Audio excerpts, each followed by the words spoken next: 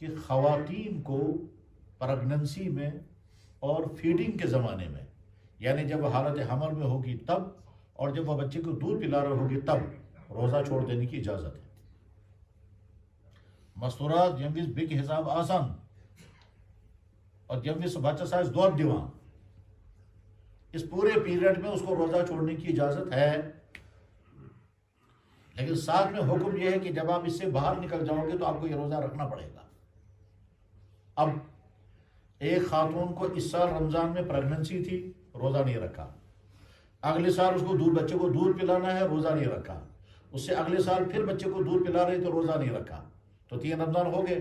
چوتھے سال پھر حمل آ گیا تو پھر کنسیو ہو گیا، پھر حمل شروع ہو گیا تو 1 رمضان اور، تو ہو گئے 4 رمضان. اس کے بعد اگلے سال اس کو پھر روزہ، بچے کو دودھ پلا رہی ہے اور رمضان میں چھوڑ گیا. اگلے سال پھر رمضان آ گیا، پھر رمضان، تو 6 رمضان ہو گئے. اس کے بعد پھر اتفاق سے اگر پھر تیسرا بچہ ٹھہر گیا تو تیسرا بچہ ٹھہر گیا، پھر اسی طرح سے 3 رمضان چلے جائیں گے تو 9-10 رمضان جمع ہوں گے. اب یہ جو 9-10 رمضان جمع ہو گئے، ان کا روزوں کا کیا ہوگا؟ تو یہاں عام طور پر نہ علماء کی اس طرف دھیان جاتا ہے، نہ امام صاحبان اس پر توجہ کر پاتے ہیں، اور عام مسلمان بھی سوچتا بھی نہیں ہے، یا سوچتا ہوگا تو وہی ذہن میں دبا کر کے، اور عورتیں کہاں پوچھیں گی.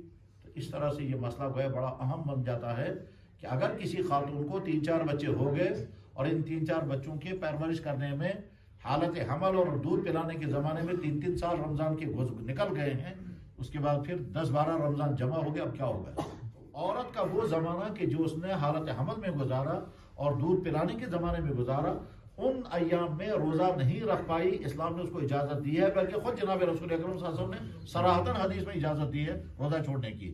حامل و مرضع، حالت حمل اور حالت ارضاع، حالت حمل دودھ پلانے کے زمانے فیڈنگ. تو یہ جو روزے عورتوں کے پاس جمع ہو جاتے ہیں، اب ان کا کیا ہوگا؟ کیسے وہ روزہ رکھیں گی؟ اب مان کر چلے تقریباً 6 مہینے بن جائیں گے. اگر 6 رمضان ہو گئے تو 6 مہینے ہو گئے، تو 6 مہینے کیسے روزہ رکھ پائے گی وہ؟ تو حل اس کا ایک ہی ہے کہ بس وہ ارادہ جب کرے گی تو ہر سال سردیوں میں 2 مہینے 3 مہینے کا روزہ رکھے، 2 مہینے لیکن بیچ میں گیپ کرے. آج روزہ رکھا، 1-2 دن بعد پھر رکھا، 1-2 دن بعد پھر رکھا. اور اس میں اگر شوہر اس کا ہیلپ کرے گا تو اس میں اس کو مدد ملتی ہے. ہم ایک ساتھ اٹھا کریں گے، ہم ایک ساتھ سحری کھائیں گے، ہم ایک ساتھ افطار کریں گے، تو اس کے بعد اس کو ہمت آ جائے گی، وہ روزہ رکھ پائے گی. چنانچہ میں ایسی خواتین کو جانتا ہوں کہ جنہوں نے کہا جی ٹھیک ہے، جب ہمیں یہ روزے رکھنے ہیں تو شوہر نے مدد دی، اور جو ہی دسمبر شروع ہو گیا، دسمبر کے مہینے میں ہم روزہ رکھیں گے، جنوری میں رکھیں گے، فروری میں رکھیں گے، دن چھوٹے ہیں، سردیاں ہیں، پیاس کا مسئلہ نہیں ہے، تو اس کے بعد پھر اس طرح سے رمضان کے روزے پورے ہو جاتے ہیں.